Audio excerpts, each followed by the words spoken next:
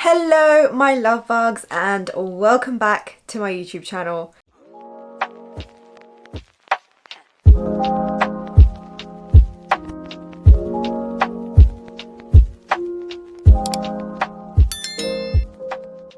I have no idea how I even do this anymore because it's been so long, it's been so many weeks and months that I don't actually remember how I'm supposed to say hello, how I'm supposed to say welcome, but yeah, it's been a long time coming and I'm so sorry for being so delayed in filming a new video and posting. I'll tell you all a little bit more about it later on in the video, but for now, welcome to my YouTube channel. My name is Ruby Dal. I am a best-selling author of 5 books of poetry and prose and bite-sized self-help. My most recent book, Between Us, is available to order from the link down below, and yeah, let's get started. Okay, so for those of you who follow me on Instagram and have been active in following my journey would know that the last couple of months have been so busy for me. They've been so difficult. There's been so much going on. The first thing that happened is I got engaged, so woohoo! And everything that comes with the engagement, everything that comes with trying to get an engagement done and then how life changes after that, it's just been very busy. And I'm enjoying it, I'm enjoying myself as well at the same time. I'm trying to have fun with it, but also I've got so much work to do. I've got, you know, I write on the side, I'm working on my next book, which I'll tell you guys about later. So things have been very busy.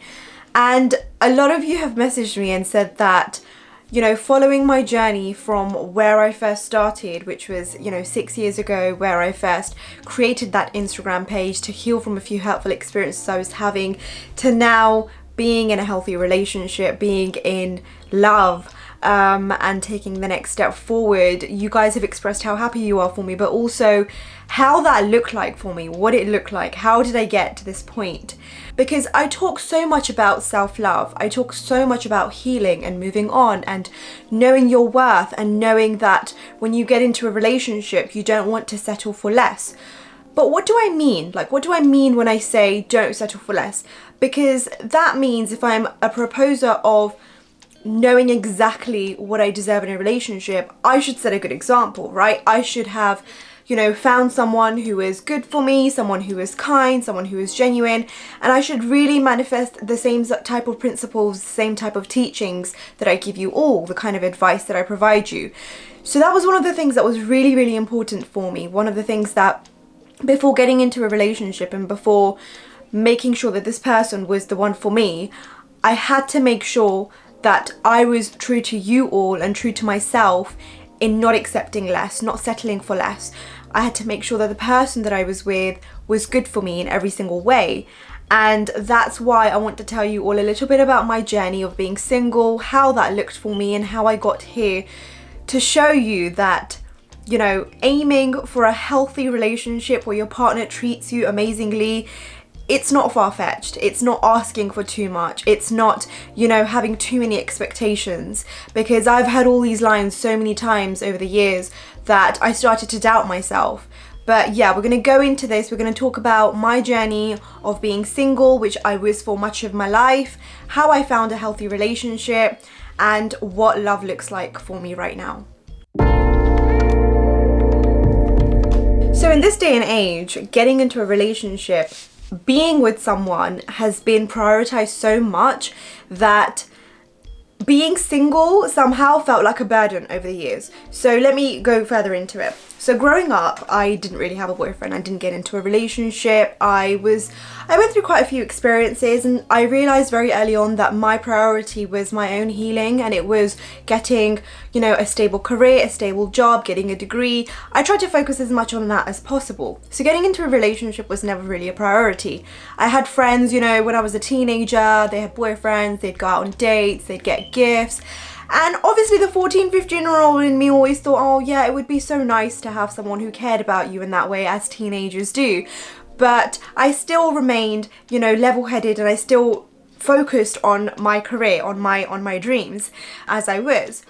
But over the years, the older I got, the more construed my idea of what love and a relationship is, essentially.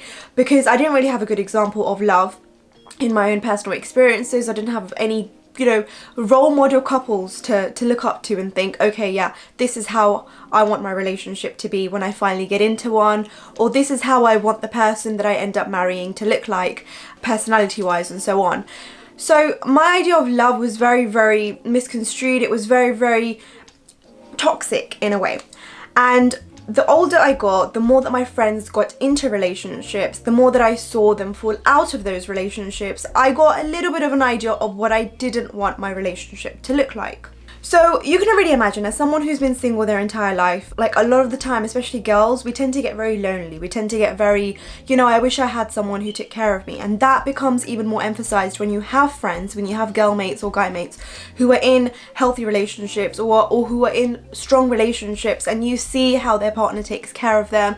You see how much their partner, you know, loves them and is there for them.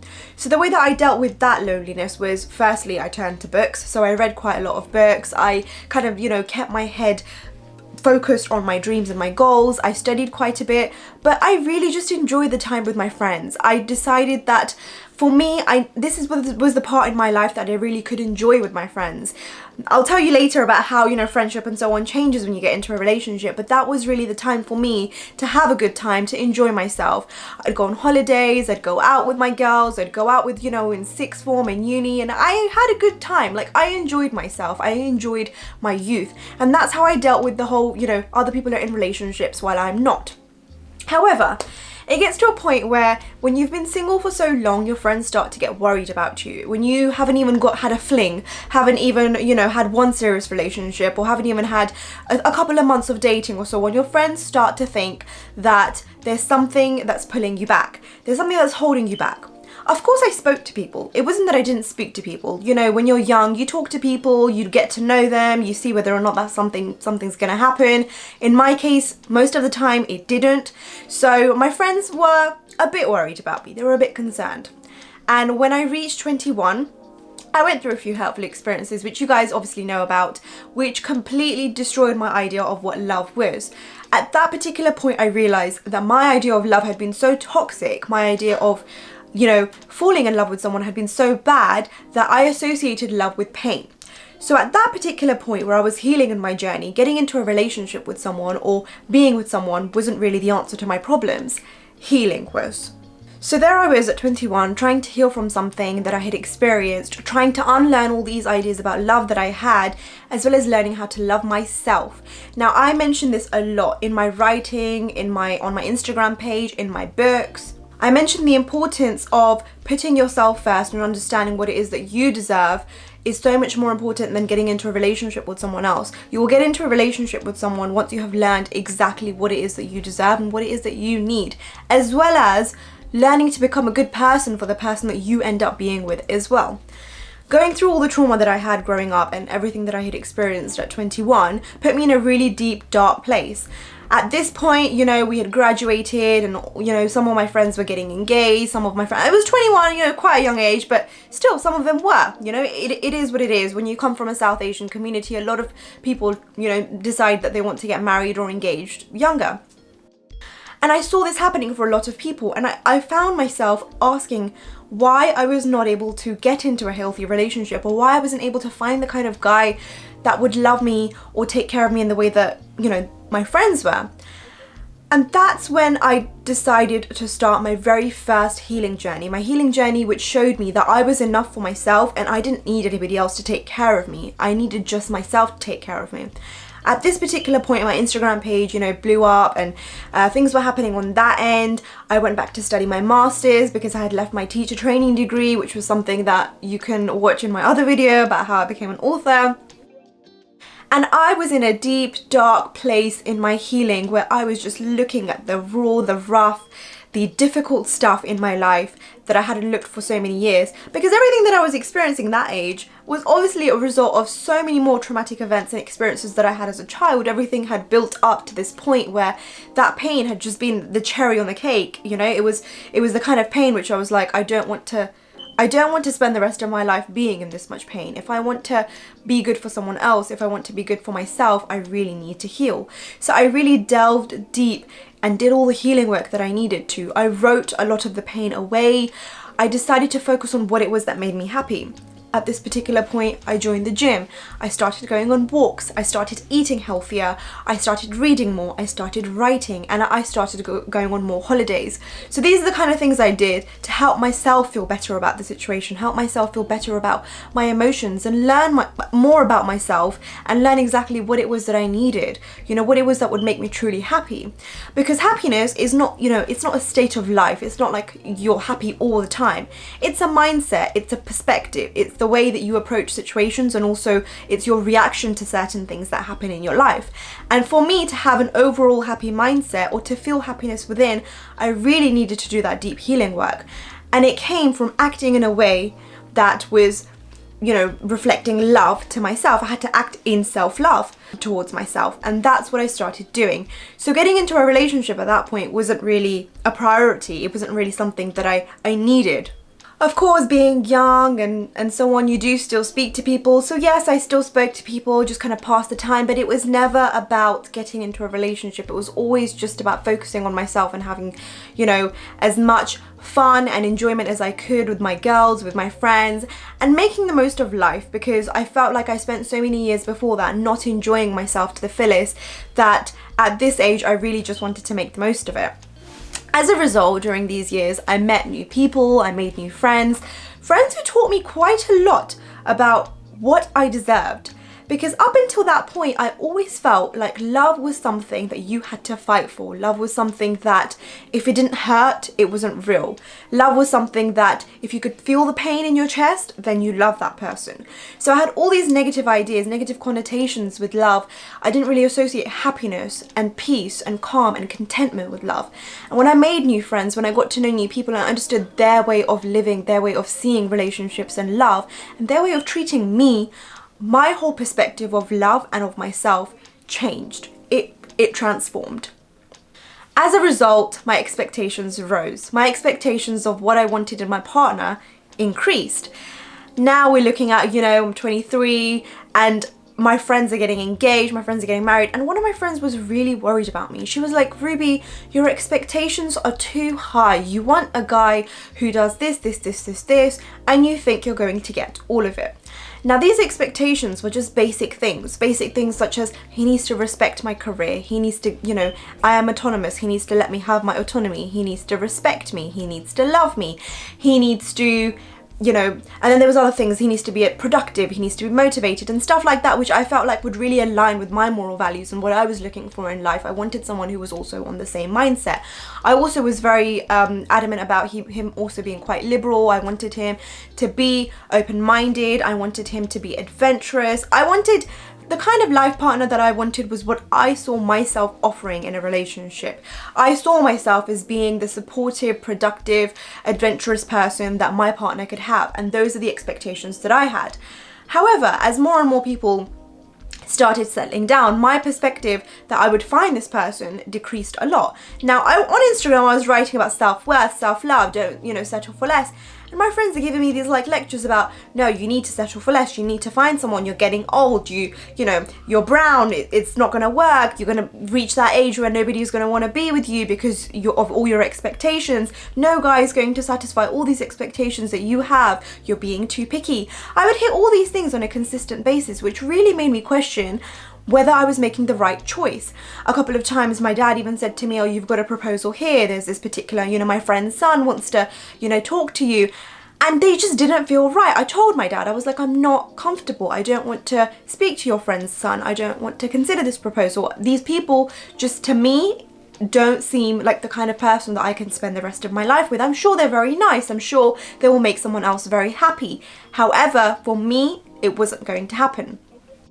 My friends tried to, you know, set me up as well. They were like, oh, talk to this person, talk to that person. But I was very adamant. I had this perception in my head that this is exactly what I wanted in my partner. Now, did I get it? So my partner, Ivneet, he came into my life when I was 24 years old, at an age where most people had thought that I was past the age of ever finding someone and getting into a love marriage. He came as a pleasant surprise. He was mutual friends with a friend that I had, and he had heard about me. He just slid into my DMs, as they do. And I don't know what it was. I don't know what it was about him that I really liked. I don't know what it was about the way that he spoke, but I liked the way he he thought. I liked his mindset. I liked his perspective on things. It was fresh, you know, he felt new to me. He felt like I could have a conversation with this guy and he would understand where I was coming from. One thing led to the next, we started speaking, and for someone who had not gotten into a single relationship up until 24, had spoken to multiple people, just couldn't find what she was looking for, I found myself going on a first date with him within 2 weeks and getting into a relationship within literally a month. And how did that happen? Well, if I'm going to say to you that he met all my expectations, that would be a complete lie. He didn't, okay? He didn't meet all these expectations that I had. He met even more. He was something that I didn't even know I needed. Let me repeat myself. He was someone that I didn't even know that I needed. A lot of the time we have all these perceptions, these ideas of the kind of person that we want to be with, and they're based on our idealizations of what the perfect man looks like or what the perfect woman looks like. But often, and I am someone who's quite spiritual, the kind of person that is destined for you, I believe, is what you need often. Not what you desire or want, but what you need. Of course, I desired him. I was attracted to him. I was everything. But there were traits in him that I hadn't even thought about. And when I saw them in him, I was like, this is exactly what I needed in my partner. For instance, one expectation was that I wanted my partner to always admire me. Okay, so, as a woman, I wanted him to always compliment me, always be nice to me.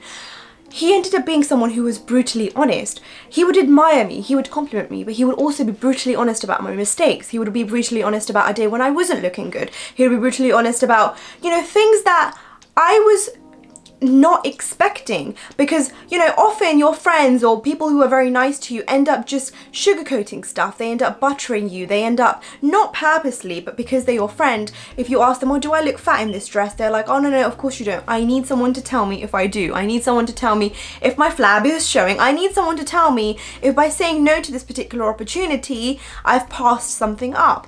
And that was something that I really, really admired about him. But it was never my expectation, right? It was never something that was on my list of things that I needed in my partner. But when I saw it in him, it was one of the things that really drew me to him. It was one of the things that I was like, I can see myself spending the rest of my life with someone who is honest and will always look out for me. There were also other traits such as how hardworking he was, how focused he was on his goals. Up until the point that I met him, I thought that I was quite focused. So I didn't think that I was lazy or a procrastinator. I thought I'm quite a motivated person. I've created an Instagram page. I've wrote a couple of books. But when I met him and I saw his perspective towards life and productivity and his dreams and everything that he was working towards, it inspired me tenfold. I was like, I don't think I'm doing anything compared to what this guy is doing. He is so productive. He is so motivated. He is just so focused on his goals. And that was a trait that I was really, really looking for in a partner. It was a trait that I knew that if my partner had this, all we would do is we would excel together. And now, after 3 years of being together, my growth as a person, as a writer, as an entrepreneur, it's tenfold. It's been so incredible. Having him in my life has made such a huge, profound change in a positive way. Like, I am not the same person that I used to be, but I'm also not the same writer. I'm not the same person who used to think about productivity or working hard. I think about it in a completely different way. I manage my time better. I'm more focused. I work harder. And all of these things came as a result of me being inspired by him and watching him. And so, when I go back to the whole idea of expectations, I knew what I wanted. I knew exactly what it was that I was looking for, and I refused to settle for less. What I got in the end was something different to what I was looking for. It was even better than what I was looking for.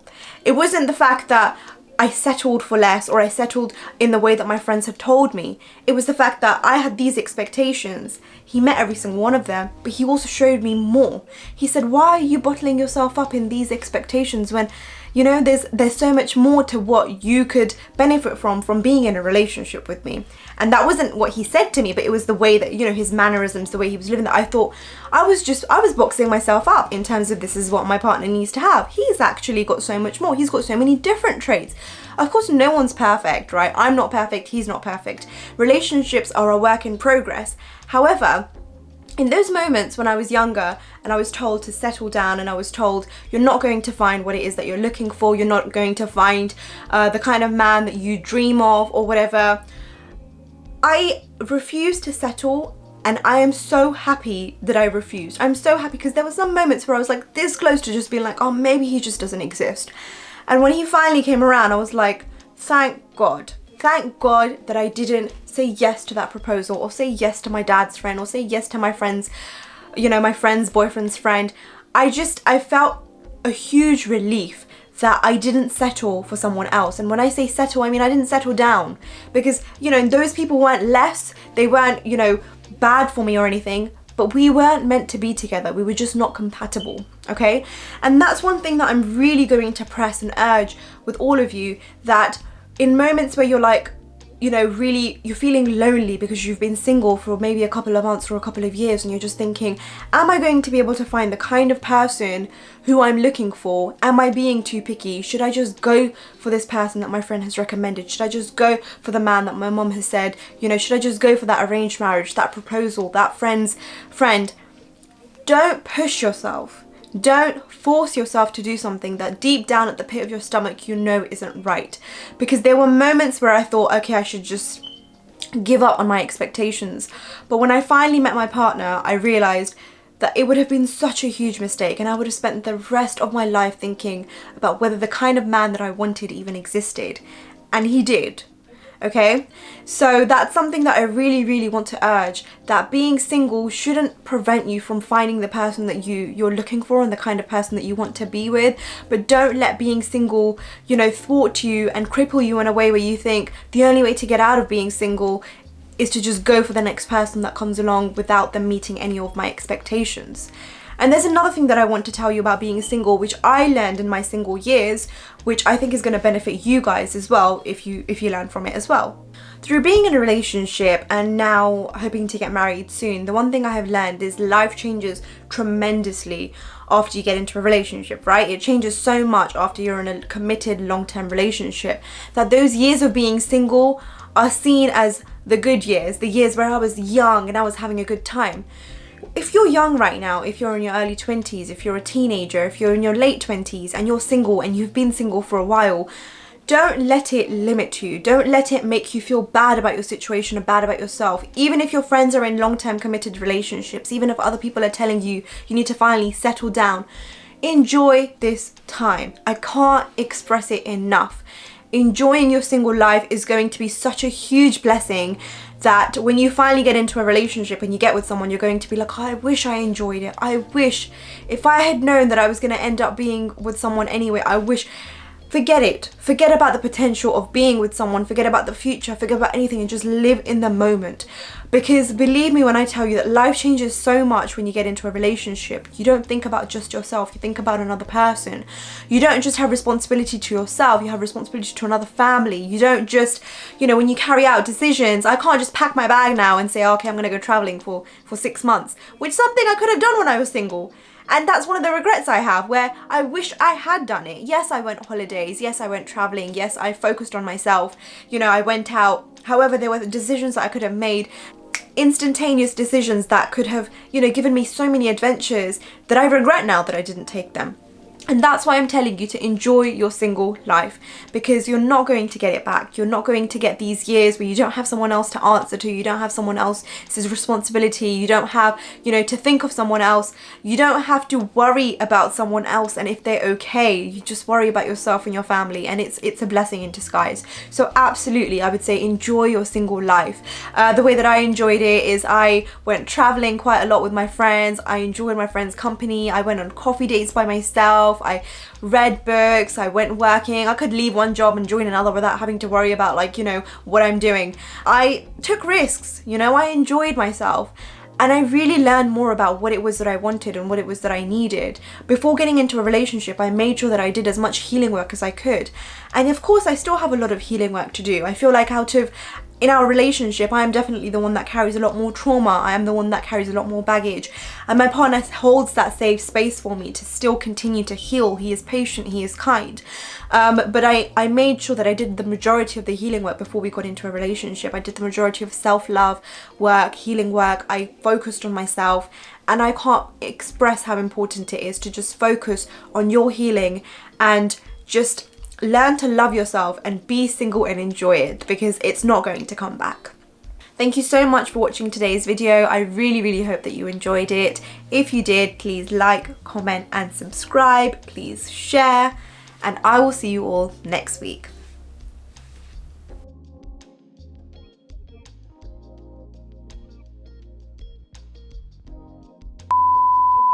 This particular recording is without the microphone.